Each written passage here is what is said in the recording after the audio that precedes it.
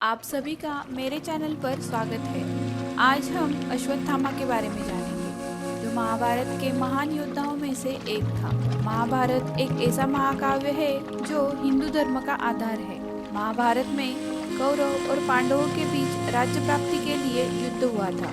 इस युद्ध में कौरवों की तरफ से गुरु द्रोणाचार्य ने भाग लिया था। द्रोणाचार्य के पुत्र अश्वत्थामा ने भी कौरवों की तरफ से युद्ध लड़ा था। अश्वत्थामा एक महान योद्धा था।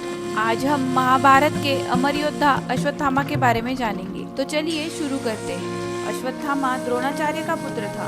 उसका जन्म महाभारत काल में यानी द्वापर युग में हुआ था।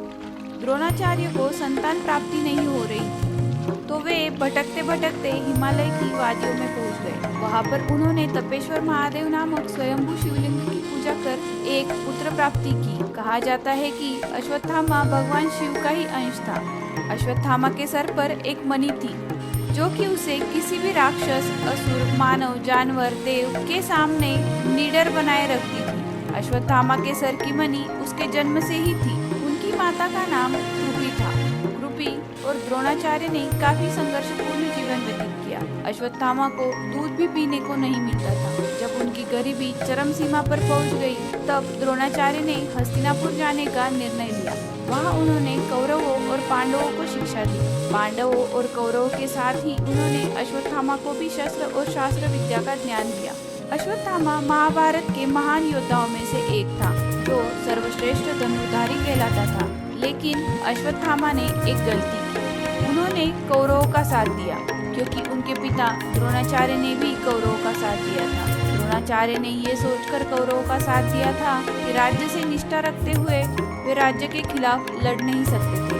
युद्ध के समय उन्हें किसी भी कौरव या अन्य योद्धा की जरूरत नहीं थी। द्रोणाचार्य और अश्वत्थामा ही एक समय पांडवों की सेना पर भारी पड़ रहे थे। तब भगवान श्री कृष्ण को युक्ति आई। उन्होंने सोचा कि क्यों न गुरुदेव को बल से नहीं छल से पराजित किया जाए। भगवान कृष्ण ने युधिष्ठिर से कहा कि आप गुरु द्रोण को कहिए कि अश्वत्थामा युद्ध में मारा गया, जिससे गुरुदेव शोक में डूबकर अपने हथियार त्याग देंगे। युधिष्ठिर झूठ बोलने से इनकार कर देते हैं, क्योंकि वो कभी भी झूठ नहीं बोलते और कृष्ण को पता था कि गुरु द्रोण युधिष्ठिर की बात जरूर मानेंगे।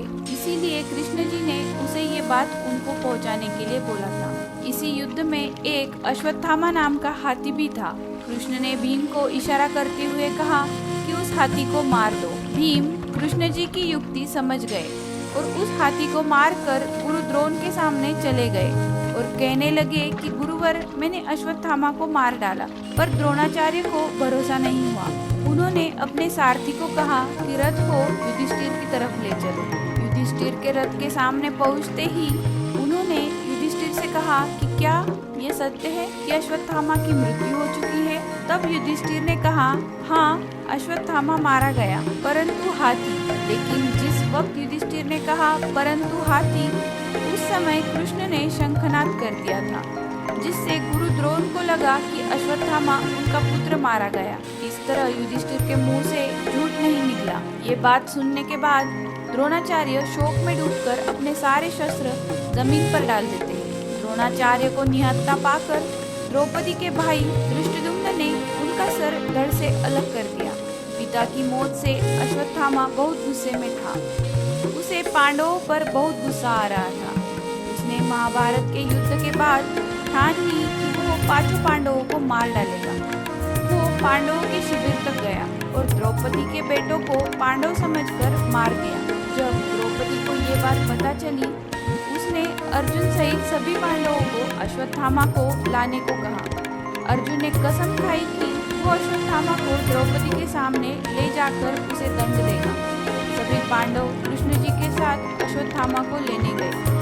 वहाँ पर अश्वत्थामा से युद्ध हुआ, जिसमें अश्वत्थामा ने सभी पांडवों को मारने के लिए ब्रह्मास्त्र का प्रयोग किया। उसी समय अर्जुन ने भी ब्रह्मास्त्र चला दिया। ऋषि मुनियों के समझाने के बाद अर्जुन ने तो अपना ब्रह्मास्त्र वापस ले लिया, लेकिन अश्वत्थामा को ब्रह्मास्त्र वापस लेने नहीं आता था, तो उसने ब्रह्मास्त्र अभिमन्यु की पत्नी के गर्भ की ओर मोड़ दिया।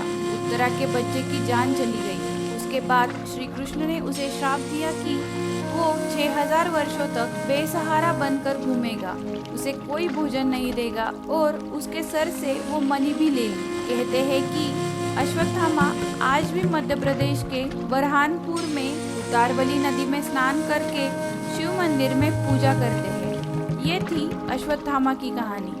अगले हफ्ते हम इसी समय पर मिलेंगे एक नई कहानी के साथ। तब तक के लिए जय श्री राम।